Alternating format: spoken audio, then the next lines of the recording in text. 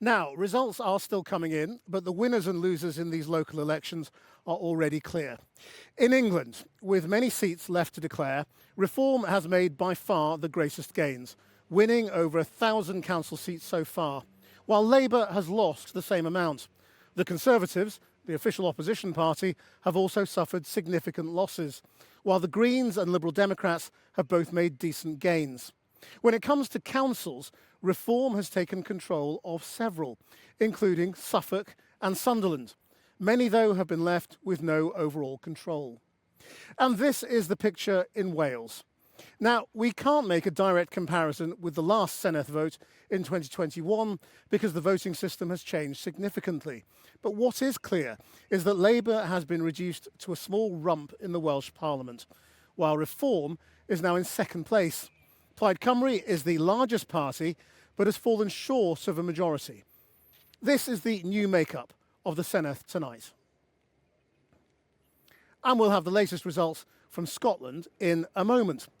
Now, council elections are often described as a referendum on the governing party, and Labour's losses today suggest, at best, widespread dissatisfaction towards the party, and at worst, a resounding vote against Keir Starmer's leadership.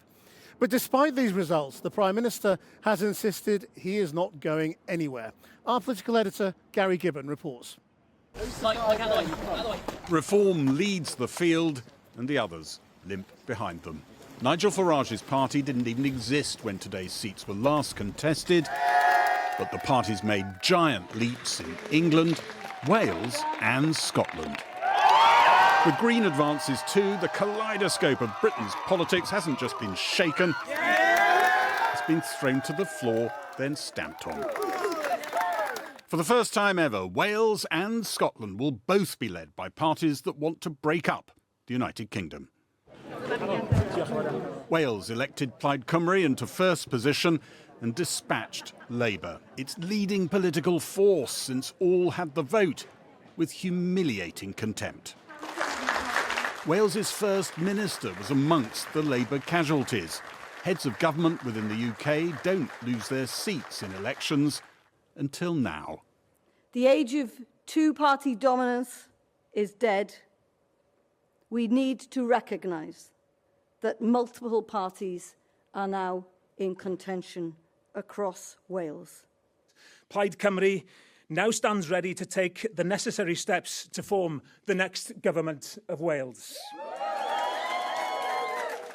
A year ago, Labour dreamt of taking back Scotland at this moment. But the unpopularity of John Swinney's SNP government was as nothing to the hostility towards the UK Labour government. This is a landmark moment for the Scottish National Party. We've been in government for 19 years and it is very clear now from the early results that we will emerge as the leading party in Scottish politics by a very significant margin. Across England, Reform stole what had been Labour's heartlands. We're proving in a big way we can win in areas that Labour have dominated, frankly, since the end of World War I. But these campaigns are tough.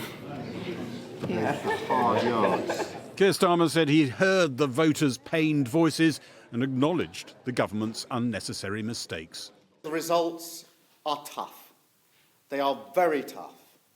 And there is no sugarcoating this. We have lost brilliant Labour representatives across the country. Many of them in normally solid Labour areas like the North West. Labour lost all the seats it was defending on Wigan Council to Reform, and nearly all the seats it was defending in Tameside, Angela Rayner's constituency, also to Reform. We have absolutely torn the most massive historic chunk out of the Labour vote in the north of England. I look at the North West, at places like Tameside and elsewhere, and we're winning a remarkable number of seats. In Labour's historic bastion of the North East, the party lost nearly all the seats it was defending to Reform. In Hartlepool, it lost all the seats it was defending to Reform. Hartlepool's MP in no doubt what should follow for Keir Starmer. I think the Prime Minister should set out a very clear timetable for his own departure, to allow an orderly transition and allow candidates to put forward a bold prospectus for the country. I think we've been too timid. Labour's disastrous results have turned their general election slogan into a looming question. Should Labour change direction, change leader? PM, to be clear, you are not going to resign. No, I'm not going to walk away and plunge the country into chaos. We were elected to deal with these challenges, and that's what we will do. So far, few new voices have emerged from Labour's gloom calling for Keir Starmer to go. But an intense debate on whether the party needs to move left to win back defectors to the Greens has resumed. I'm not convinced that we have lost voters to reform. I think we have had slippage to the more progressive parties, and I think that is a serious conversation that the Prime Minister needs to have with the Parliamentary Labour Party about what direction we're going to go in. Those people who want to sit on the opposition benches, then that's the way, and they want to push the party in that direction. Off you go. But I'm determined to win the next general election. We have to have a government that understands voters are disenfranchised because we no longer listen to them, we no longer understand them, and we no longer focus investment and energy into constituents that are in the red wall areas. Most of Keir Starmer's closest advisers as Labour leader have tended to push him to focus on red wall voters. I mean, what we're dealing with is kind of industrial scale voter disillusionment, right? People who feel that the social contract that they have made with the government simply doesn't work anymore. The people that are most impacted by that are working class voters up and down the country. It's kind of Labour's moral mission as well as a kind of electoral mission to serve that group of people. And that is where I think we need to be. Thursday's voting looks like it's cemented Britain's fractured politics, with new parties pronouncing the dawn of a new era. Two-party politics is not just dying, it is dead and it is buried. And actually, whether it's here that Labour have been rejected or whether we're seeing around the country, it's very clear that the new politics is the Green Party versus Reform.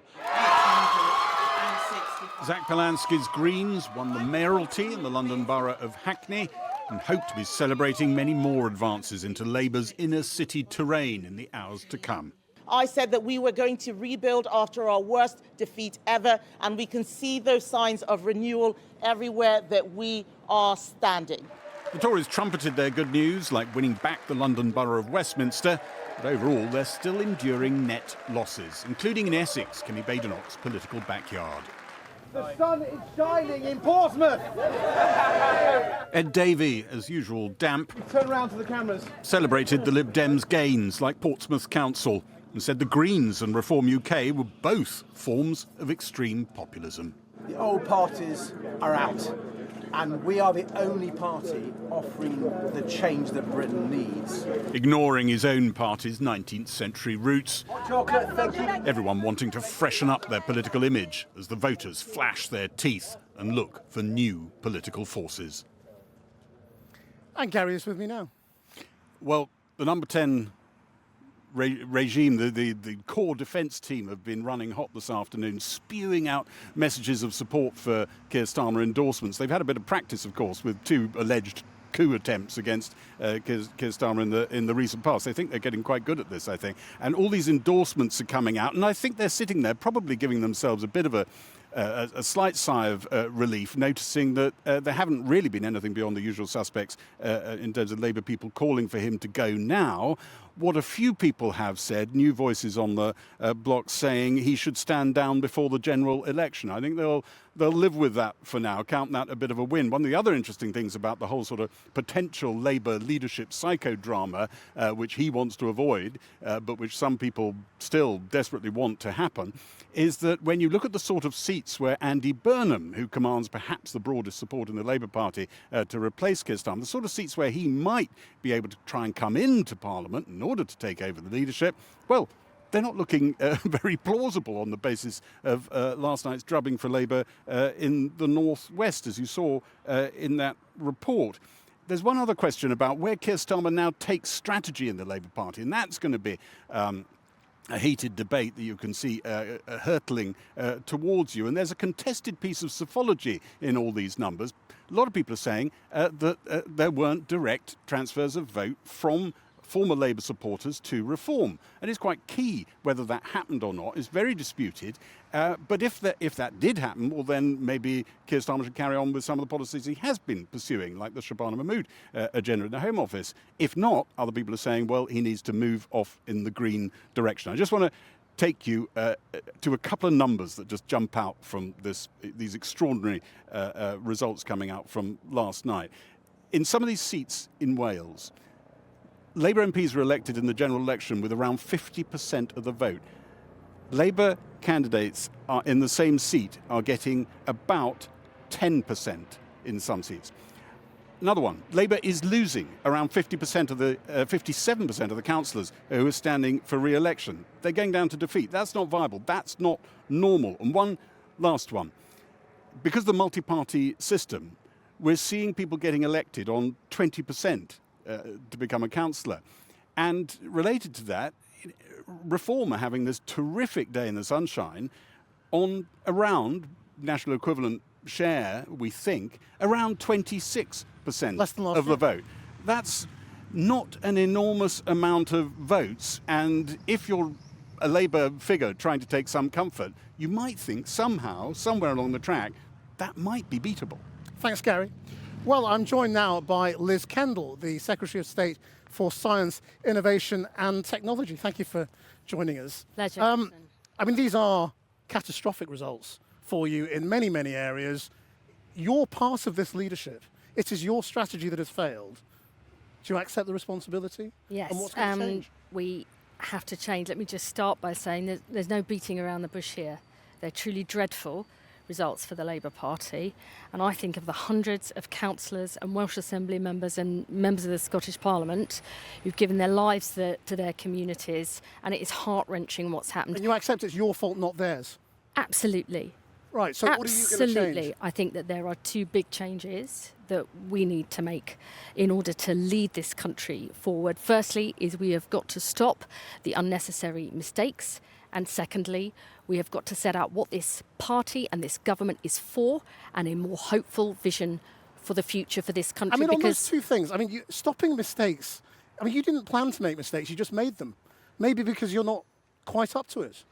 You know, and in terms of laying out the vision, I mean, that should have been done 2 years ago. You just asked me how we should change, and I've set out two absolutely critical things we need to do, because what people want, the British public understand that change can be hard.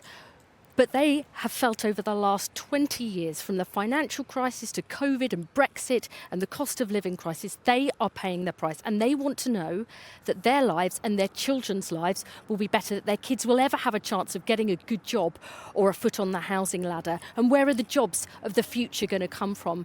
And we have to set that out much more clearly than we have done before, because the voters have given us a resounding verdict that we are not good enough. So you're not saying you'll change direction, that you should move more leftwards or more rightwards, you should change the Green vote or the Reform vote, you'll just carry on as you are and hope that you can communicate it better? No, I think a bidding war between the left and the right, I think the vast majority of people are not at the extreme right or left of politics, but also the voters will sniff you out if they think you're just moving to try and get. But if you keep doing what you're doing, what we believe, and just communicating it better, that's not good enough. I think it's much more than better communication, although better communication is important. It is about stopping mistakes and setting out what we're for and hope that the future can be better, that there is optimism in this country. And I believe that every young person having a chance to be earning or learning is a big vision for the future. And I believe in my role,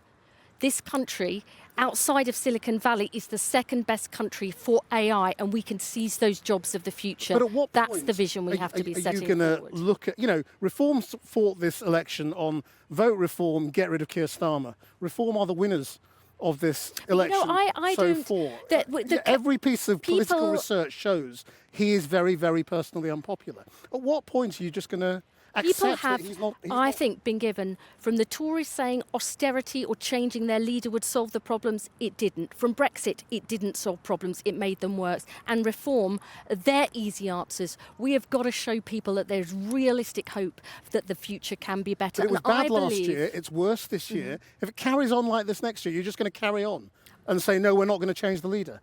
I think Keir Starmer is the right man. When his back is against the wall, we have seen time and time again, he has gripped it and he has changed.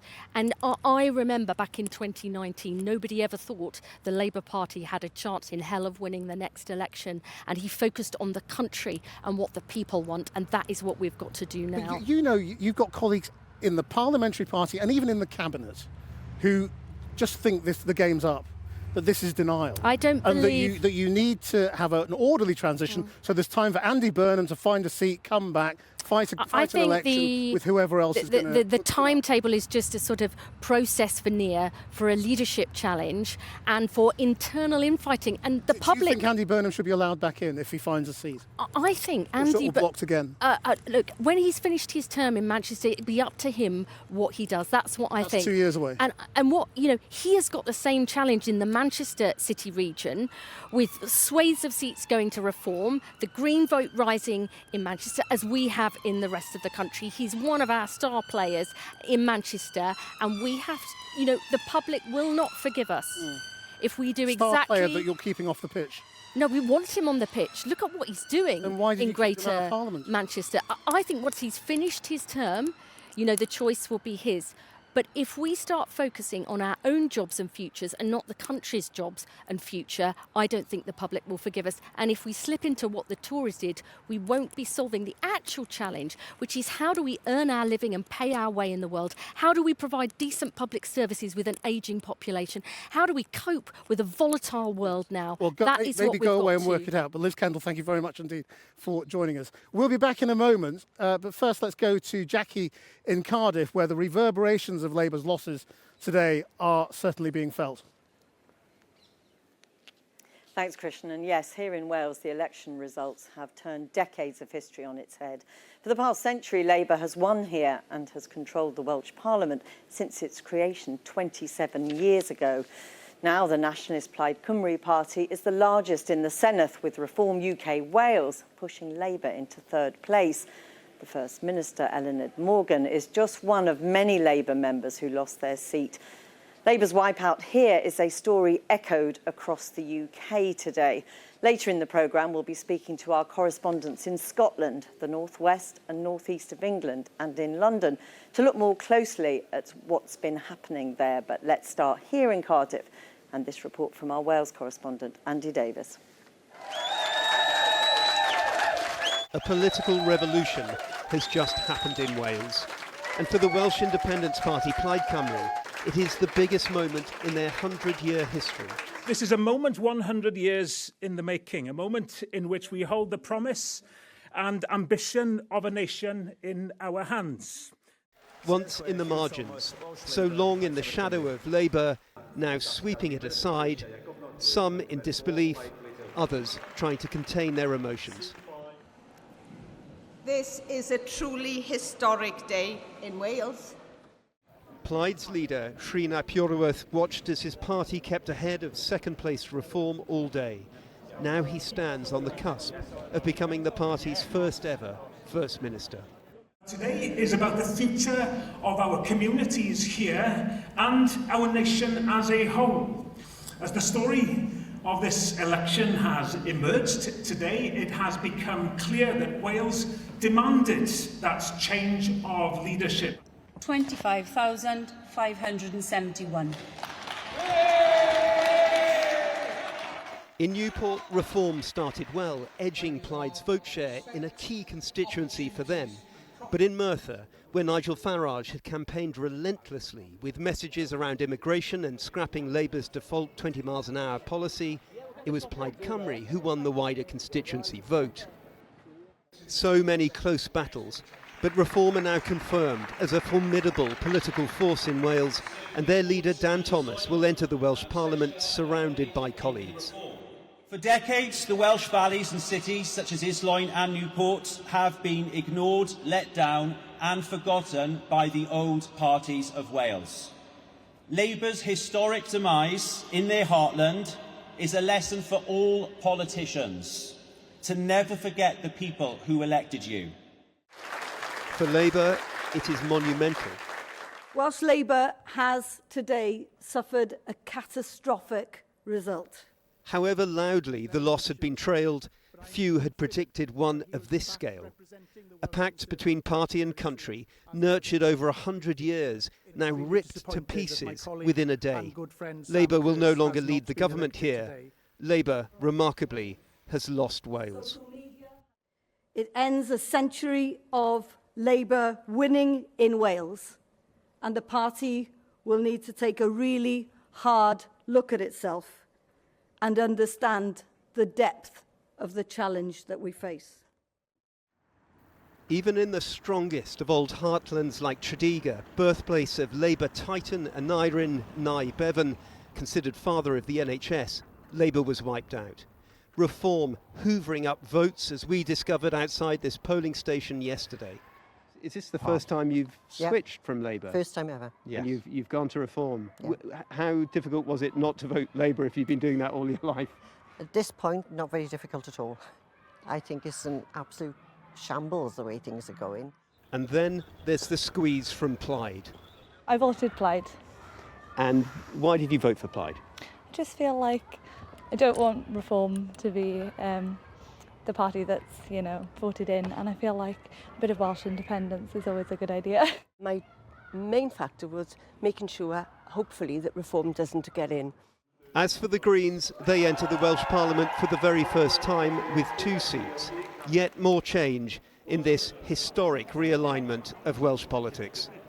Plaid Cymru now stands ready to take the necessary steps to form the next government of Wales. All eyes now on what a Plaid Cymru government might look like. And Andy is with me now. I mean, extraordinary is overused, but it sort of works today, doesn't it? Yes, and I think we have to step back and consider the enormity of what's just happened.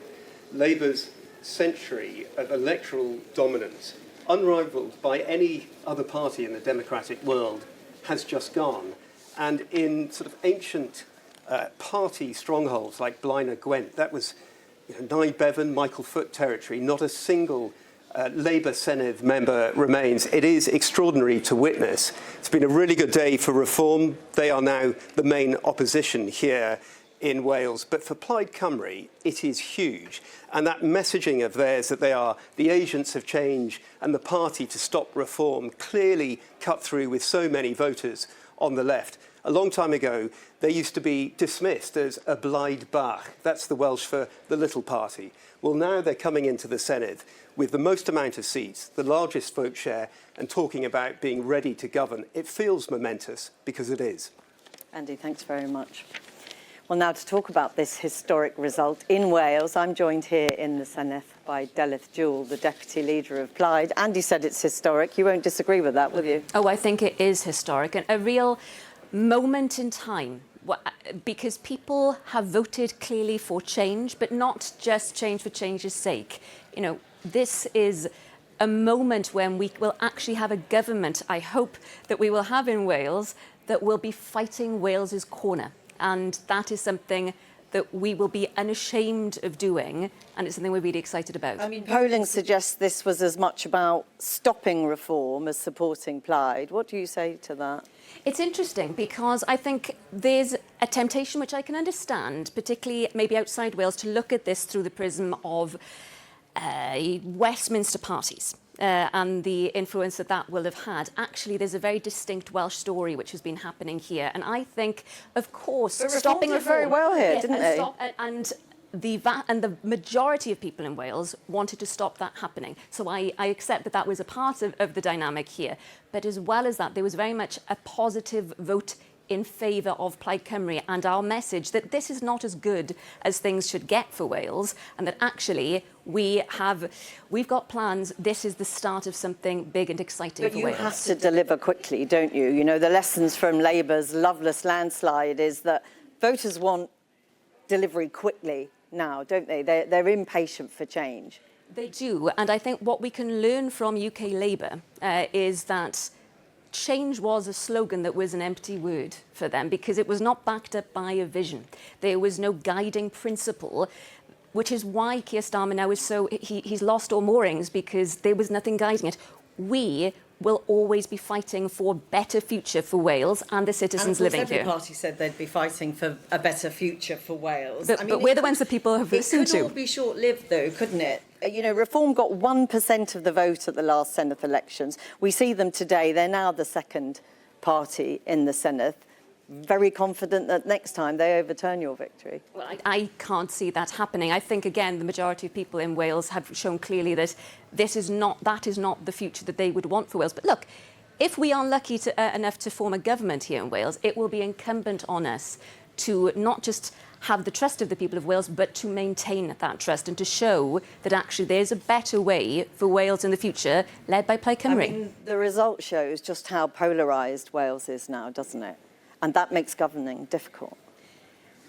Plaid Cymru means the Party of Wales. That's what the words mean in English. And we will look to be, again, if we are able to form a government which looks to be, it's what the people of Wales would want, we will want to be a government for everyone in Wales and to unify people behind us. Very quickly, if you would, your party leaders repeatedly said this is not an independence election. Where is independence now? Well, look. Our long-term goal very much is for Wales to be a normal nation in terms of having independence. But look, long-term, not short-term. Well, no, we are ready to govern in Wales now to fix the problems facing our health service, the fact that the cost of living crisis.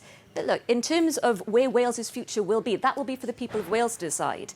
But this is something which we have never shied away from. Again, we would want to be like any normal country in the world, which would be an independent country, working closely with our neighbours. Jules, thank you very much for talking to us today. Well, that is all for now. Back to Krishnan in Westminster. Thanks, Jackie. Well, now to the Scottish parliamentary elections, where votes are still being counted. The SNP looks set to remain the largest party in Holyrood at Labour's expense, but may not achieve an overall majority, losing 2 seats to the Scottish Greens in their first ever wins in Holyrood. This is how the new Scottish Parliament is shaping up. The SNP vote share is down, while Reform's is up significantly, but it's not clear who will come in second place. Our Scotland correspondent Catherine Sampson reports. Before even the first handful of results were declared, the mood in SNP camp was optimistic. John Swinney and his wife Elizabeth cheered into his count in Perth by supporters. On course for a majority, Mrs. Swinney? Well, we're keeping an eye on the results. There's not many come out so far, but we're keeping a very close eye on it. All eyes were then on Glasgow, the scene of Scottish Labour triumph at the general election just 2 years ago. Today, worried faces, tears wiped away. Before even 7 seats had been declared, Anna Sarwar was trying to put a brave face on things, but came out to concede he'd been comprehensively beaten. My party is hurting, we're disappointed, we advocate for change, we didn't win that argument, but it's my job to hold us together, and that's the job I intend to do, and we will continue to fight for the change we believe Scotland so desperately needs. Before this campaign, he called for Keir Starmer to go. An attempt to distance himself from Labour woes at Westminster simply didn't work. Are you angry, Mr. Starmer, at Keir Starmer? By the time John Swinney was delivering his own victory speech, he was confident enough to call what the polls have been predicting for months. It's becoming clear that the Scottish National Party is going to emerge as the largest party in this election campaign. Thank you so much. The largest party, yes, but 65 is the magic number for a majority. Will independence be off the table if there's no majority? I want to make sure that independence is pursued at all times. How will you do that without a majority? Well, we've got to wait and see what the makeup of the Scottish Parliament is at the end of the day. But without a majority, there'll be no push. Well, we'll see what the outcome of the election is.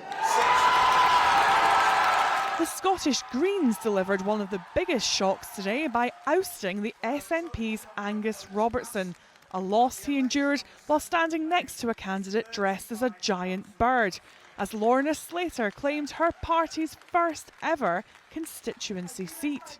We are hopeful of returning the largest ever number of Greens to Holyrood today, as voters choose to vote Green all over Scotland, and I can't wait to get back to work. And it seems constituencies are a bit like buses. You wait decades for one, then two come along at once. Half an hour later, another Green gain in Glasgow. At the other end of the political spectrum, the extent of Reform's rise in Scotland is still to be determined as proportional list votes are finalised and we wait to discover if the polls that placed them second match up with real-life results.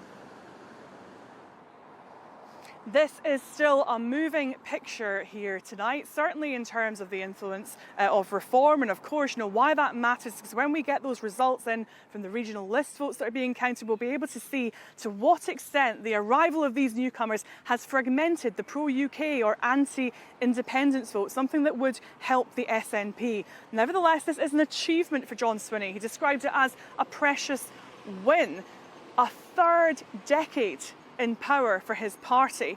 But where he will run into difficulty in the coming days is this question about the majority, the 65 seats. The predictions are they're not going to hit that, and it was his choice, his strategy to make that about a mandate for pushing for independence. So we'll start to hear things about how there'll still be a pro-independence majority in the Parliament when you take the SNP and the Scottish Greens together, but that is not new. Now, in terms of the other parties, you know, Scottish Liberal Democrats quite happy today. Ed Davies flying up to Scotland tonight. We'll wait and see what happens with the Scottish Conservative vote. In terms of Scottish Labour, what a lot of soul searching is going to be going on here. Some insiders in the party are saying some people are trying to persuade Anna Sarwar to stay on as leader. Of course, you know, you heard he wasn't going to be stepping down. Others in opposition parties have been telling me, though, that they simply cannot see a world where that is sustainable over the course of this weekend. Just a quick bit of breaking news for you. It's just coming in. Reform UK winning their first Scottish Parliament seats. Let me just have a look at what's happening there. I can't see the full details, but hopefully we'll be able to bring you a bit more on that later. Thanks, Catherine. Well, what some people are seeing as a vote of no confidence in the government is happening across England, where Labour is expected to lose 60% of the council seats that it was defending. In the city of Manchester, they were mauled by the Greens, and across Labour's traditional heartlands in the surrounding areas, places like Wigan, Halton and Tameside, Reform UK picked up seat after seat. Nigel Farage turned up in the Merseyside town of St Helens. That Reform has now also taken control of to celebrate. Our North of England correspondent Claire Fallon was there. Claire. Well, Krish, this is one of the places long considered a Labour stronghold that we can add on to that list of places that are going to Reform, where it will now be Nigel Farage's party running things at the town hall. The results are actually still coming in here in St Helens this evening. It's an all-out election, so they've got a lot of them to get through. But what we can say is that Reform have now done enough. They have won enough of those seats for them to have overall control, while for Labour, it has been defeat after defeat. I was going to say to you that it was looking like a total wipeout for the Labour Party, but actually in the last few minutes, they have won their first 2 seats on St Helens Council. That is so far down on where they were. So little wonder then that this is where Nigel Farage came earlier to hold a press conference to talk about all of their wins. It was held in the upstairs room of a pub, and I managed to get a question to him. Do you think these results mean the end of Keir Starmer as Prime Minister? And you are virtually in Andy Burnham's backyard here. Do you think all of this would be different if it were him in charge of the Labour Party? We've just fought a campaign with our main slogan, vote Reform, get Starmer out. I think that's been quite effective. And even though these are local elections, we all know that national politics has a massive, massive impact on these things. Look, my own belief is he won't be there by midsummer. On Andy Burnham, well, name me a seat in the northwest that is now a safe Labour seat and a safe option for him to take. Talking of Andy Burnham, in the last few moments, I've had a message ping in to me about a statement from Steve Rotherham this evening. He's the Labour Metro Mayor for Merseyside, for the Liverpool City region. He is also, I would say, Andy Burnham's closest friend in politics. His statement about the state of the Labour Party and what they need to do is pretty striking. This has to be a wake-up call, he says. If we don't respond, if we don't reconnect, we risk letting down the very people we came into politics to fight for. Adapt or die, he says, not much of a slogan, but it is the reality. Something similar said to me, actually, by the now former Labour leader of St Helens Council at the count earlier on today, when I asked him about whether it is now that Keir Starmer needs to go. There's absolutely no doubt. That's what we felt on the doorstep. I don't think he's been given a fair crack at the whip, but at the end of the day, we're not in a game here. It's really, really important. These are people's lives. We've seen what's happened with reform-run councils up and down the country, so we can't afford to wait. So it's important, I think, that the party listen to what residents are saying on the doorstep, and we need to act quickly. Massive shifts that we've seen here today, and inevitably more big shifts to come. Thanks, Claire. Well, it was a similar story in the northeast, with Labour losing after 50 years its heartlands of Sunderland to Reform, and most of the seats contested in Newcastle to the Greens. Andrew Misra is there. Andrew. Well, Sunderland was once the largest shipbuilding town in the world, and I think it's fair to say that Labour's ship has been well and truly sunk here today. They had run this council since 1974. That's when it was created. Reform, before today, didn't even have a councillor here, and yet now they run the council. They're in complete control. The Labour leader here, former Labour leader now, lost his seat. That was also the case in Newcastle and in Gateshead, where Reform also now have a majority. They won South Tyneside too, as well as winning all of the seats available today in Hartlepool. We've already heard the Labour MP there calling for Keir Starmer to resign. Underpinning all of this, though, you feel, is the spirit of Brexit. Nearly 10 years ago, believe it or not, since the EU referendum, and most areas of the North East voted to leave, and by quite big margins at that. Sunderland was particularly symbolic of the Brexit vote. And so perhaps 10 years on, if that was the political earthquake, then maybe a decade on, these are the aftershocks. Andrew Misra. Now, in London, it's shaping up to be something of a breakthrough for the Green Party, winning control of councils, while Labour defied some expectations and held on to some London boroughs like Hammersmith and Fulham and Ealing. In the north and southeast of the capital, it lost to the Greens. The Conservatives also had a better night in London, generally holding off reform, which they struggled to do in the rest of the country. Our senior political correspondent, Paul McNamara, joins us from Hackney. Paul.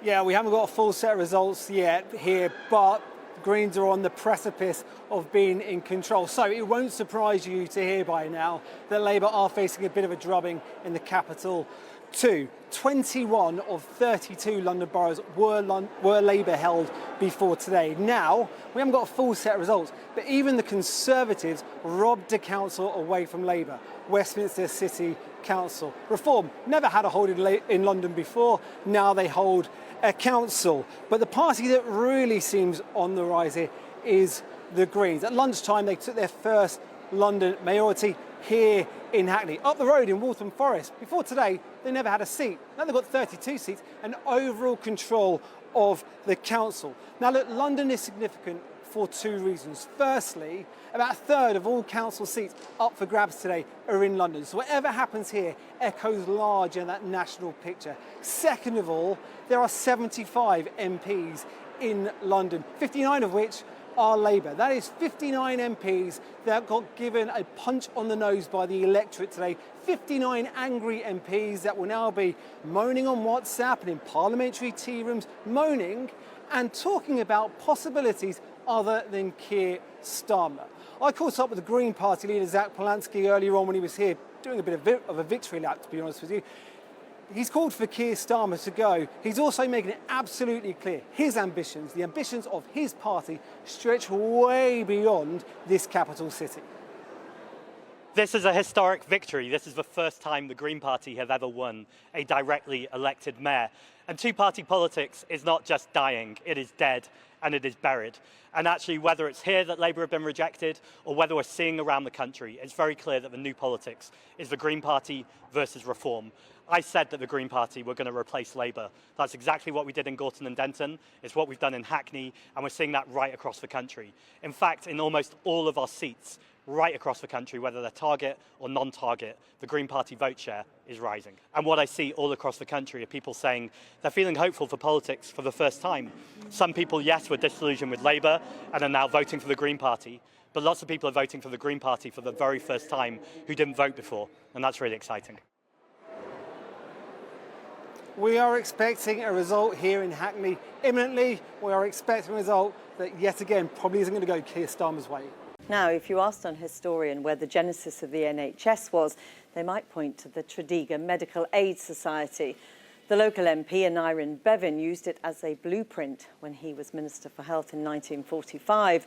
Last night, Labour lost that area, the seat of not only Nye Bevan, but also later of Michael Foot, the 11.1% of the vote, unable, even under PR, to get a single seat. Well, Alan Davies, who has been a member of the Welsh Senedd for the past 20 years, was the leading Labour candidate and joins me now. A devastating personal moment for you as well as a political one. Tell me what went through your mind when you realised the scale of the defeat here. We were at the verification last night when we realised just how deep this defeat was going to be. And I kept asking people, you know, where are the Labour votes? There were areas being counted what we knew were strong Labour areas, and we simply couldn't see any Labour votes. We still thought we had sufficient support this morning when we arrived at the count to hold on to one seat, but of course we didn't. And this is not simply one of those examples of midterm blues or a protest vote. This is a very deep turning away from a party that people have felt almost a cultural attachment to for over a century. Exactly. I mean, the areas we've talked about, Nye Bevan, Michael Foot. What has gone wrong here? Well, Labour, we may argue, has taken people for granted, but we haven't delivered for those people either. You know, I think it's time that the UK government governed with traditional Labour values. And that in Wales... But Welsh Labour must take its responsibility here, mustn't it? It certainly must. And it was quite striking, I thought, when you were interviewing Delith earlier.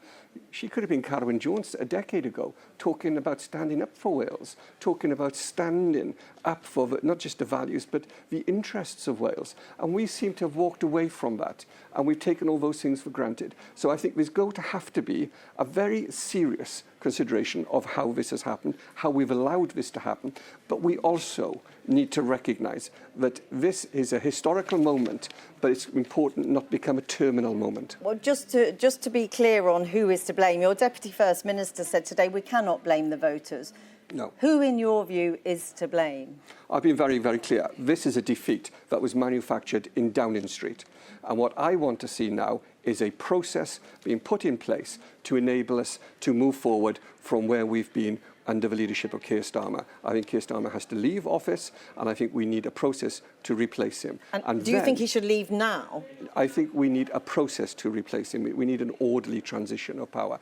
But what we need to do as well in Wales, in Welsh Labour, is to recognise that the people I took great pride in representing until earlier today want us to stand up for those communities. They want us to speak up for Wales, and they want Wales to be treated as an equal part of the United Kingdom. But what went wrong in terms of, I mean, as I say, Welsh Labour has to take responsibility, one assumes, for a devastated NHS here, poor educational outcomes, poverty. Absolutely. But why are you laying it on the door of number 10? Because what we haven't had in the last 2 years is a relationship where that government enables and support for Wales and empowers Wales.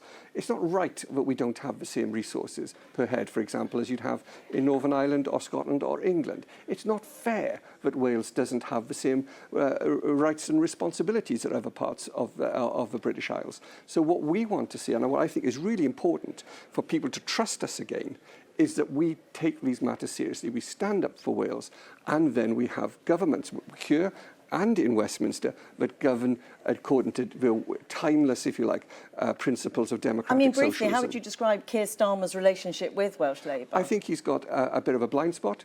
for Wales, if I'm quite honest with you. I don't think he sees Wales in the same way as he looks towards Scotland or Northern Ireland. Disregards it? Disregard is as good a word as any, I suppose. But what we need is a coherent labour movement across the United Kingdom that is able to recognise the importance of supporting each part of the United Kingdom. And we haven't had that.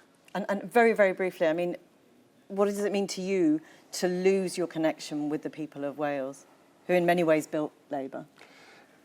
It's a personal loss for me, for Alan Davis, but it's a more profound political loss for Labour. Alan Davis, thanks very much for talking to us today. Now, just to update what Catherine was talking about earlier, Reform have won their first 5 seats in the Scottish Parliament, with results still coming in. That is all we have time for this evening.